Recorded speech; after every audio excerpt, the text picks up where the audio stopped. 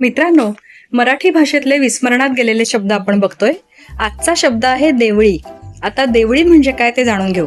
वाड्यातील भिंतीमध्ये असलेली देवळी किंवा दिवळी म्हणजे पारंपरिक वास्तुकलेतला एक महत्वाचा आणि उपयुक्त भाग आहे. याला आपण भिंतीच्या आत केलेला एक लहान कप्पा म्हणू शकतो.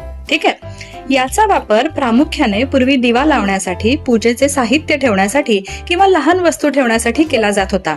वाड्यात राहणाऱ्या लोकांच्या ऐपतीनुसार त्यावर नक्षीकाम किंवा कमानीचे आकार दिलेले असायचे.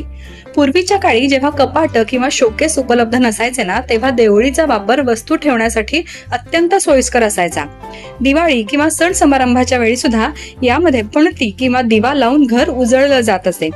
अजूनही जुन्या वाड्यांमध्ये ही देवळी बघायला मिळेल. लोक आवर्जून या वास्तुकलेच्या नमुन्याचं जतन करताना दिसतात. ही बाब अतिशय आनंददायी आहे.